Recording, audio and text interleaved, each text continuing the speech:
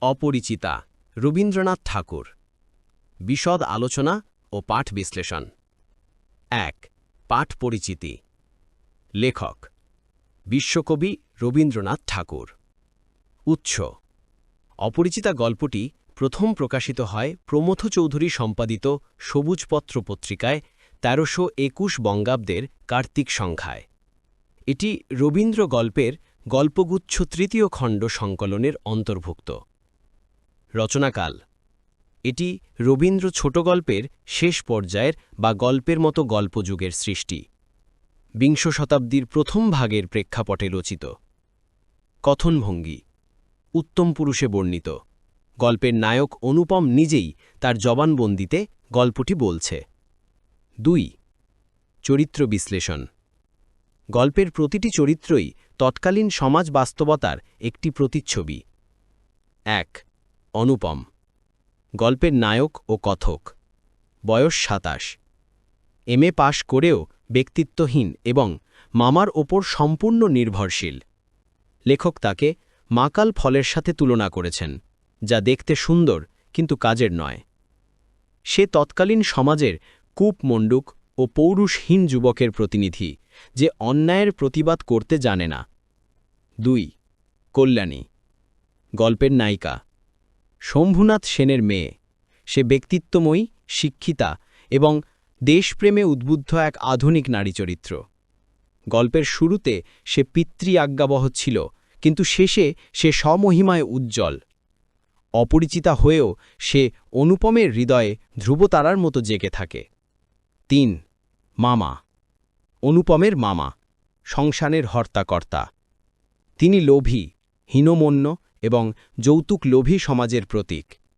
তার কাছে টাকার চেয়ে বিত্তের অহংকার এবং অন্যের ওপর প্রভুত্ব করাটাই মুখ্য ৪ শম্ভুনাথ সেন কল্যাণীর বাবা পেশায় ডাক্তার ছিলেন তিনি স্বল্পভাষী শান্ত কিন্তু ধীর স্থির ও প্রবল আত্মমর্যাদা সম্পন্ন পিতা মামার অপমানের যোগ্য জবাব তিনি দিয়েছিলেন বিনয়ের সাথে কঠোরতা মিশিয়ে ৫ হরিশ কানপুর নিবাসী অনুপমের বন্ধু রসিক ও আসর জমানু স্বভাবের তার মাধ্যমেই অনুপমের সাথে কল্যাণীর বিয়ের সম্বন্ধ আসে ৬ বিনু দাদা অনুপমের পিস্তত ভাই তার রুচি ও দক্ষতার ওপর অনুপমের অগাধ আস্থা কল্যাণীকে আশীর্বাদ করতে গিয়ে তিনি বলেছিলেন খাঁটি সোনা বটে ৭ অনুপমের মা তিনি ধনী পরিবারের অহংকারী কিন্তু বুদ্ধিশুদ্ধিহীন নারী মামার কথায় তিনি ওঠা বসা করেন এবং ছেলের ওপর অধিকার ফলাতে পছন্দ করেন ৩ গল্পের বিষয়বস্তু ও সারসংক্ষেপ গল্পটি মূলত যৌতুক প্রথার বিরুদ্ধে একটি বলিষ্ঠ প্রতিবাদ এবং নারী জাগরণের জয়গান গল্পটি ৩টি পর্যায়ে বিভক্ত ক বিয়ের আয়োজন ও লগ্নভ্রষ্টতা অনুপমের বাবা মারা যাওয়ার পর মামাই তার অভিভাবক অনুপম সুবোধ ও শান্তশিষ্ট যার নিজস্ব কোনো মতামত নেই বন্ধু হরিশের মাধ্যমে কানপুরের শম্ভুনাথ সেনের মেয়ে কল্যাণীর সাথে অনুপমের বিয়ের সম্বন্ধ আসে মামা চেয়েছিলেন এমন ঘর যেখানে টাকা না থাকলেও মেয়ের বাবা মাথা নিচু করে থাকবে বিয়ের আসরে মামা শম্ভুনাথ সেনের দেওয়া গয়নাগুলো শ্যাকরা অর্থাৎ স্বর্ণকার দিয়ে যাচাই করতে চান তিনি সন্দেহ করেছিলেন মেয়ের বাবা হয়তো ফাঁকি দেবে এই ঘটনাটি শম্ভুনাথ বাবুর আত্মসম্মানে আঘাত করে তিনি অত্যন্ত শান্তভাবে গয়নাগুলো নিজের কাছে রেখে দেন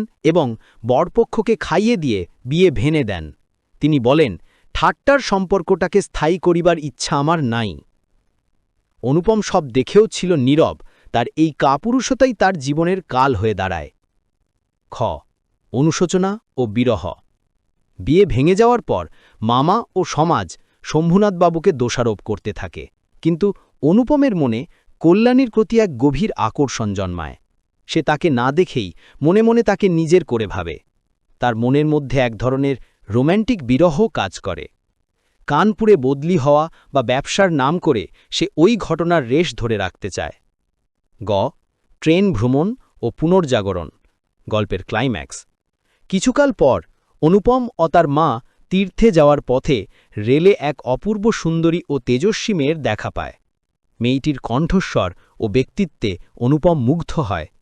মেয়েটির নাম বা পরিচয় না জেনেই সে তার প্রতি আকৃষ্ট হয়। এক স্টেশনে এক ইংরেজ জেনারেলের সাথে মেয়েটির সাহসিকতা দেখে সে অবাক হয়, যেখানে বাঙালি পুরুষেরা ভয়ে সিটিয়েছিল। পরে অনুপম জানতে পারে এই মেয়েটিই ছিল কল্যাণী। অনুপম তার ভুল বুঝতে পেরে ক্ষমা চায় এবং কল্যাণীর কাছে ফিরে যেতে চায়। কিন্তু কল্যাণী জানায় সে আর বিয়ে করবে না। সে এখন দেশমাতৃকার সেবায় এবং মেয়েদের শিক্ষায় নিজেকে উৎসর্গ করেছে। অনুপম বিয়ে করতে না পারলেও কল্যাণীর কাজে সাহায্য করার ব্রত নিয়ে তার কাছে থাকার সিদ্ধান্ত নেয়। অনুপম বলে, আমি থাকিব, এ জীবনে আমার আর কিচ্ছু নাই, আছে কেবল সেই এক রাত্রি, আমার জীবনের ধ্রুবতারা। ৪. নামকরণের সার্থকতা। গল্পের নাম অপরিচিতা অত্যন্ত তাৎপর্যপূর্ণ। অনুপমের কাছে কল্যাণী প্রথমে ছিল অদেখা এক নারী, বিয়ের আসরে সে হল লগ্নভ্রষ্টা, আর শেষমেশ সে অনুপমের কাছে অপরিচিতাই রয়ে গেল। সমাজ সংসারের সাধারণ নিয়ম অনুযায়ী অনুপম তাকে স্ত্রী হিসেবে পেল না, তাই সে সামাজিকভাবে অপরিচিতা, কিন্তু আত্মিক দিক থেকে কল্যাণী অনুপমের জীবনের ধ্রুবতারা। নারী যে কেবল ভোগের বস্তু বা গৃহকোণের সামগ্রী নয়, তার যে এক বিশাল অপরিচিত জগৎ বা সত্তা আছে, সেটাই এই নামকরণে ফুটে উঠেছে। ৫. মূলভাব ও তাৎপর্য। ১. যৌতুক প্রথার কষাঘাত। গল্পে যৌতুক প্রথা এবং বরপক্ষের হীন মানসিকতাকে তীব্রভাবে ঘৃণা করা হয়েছে।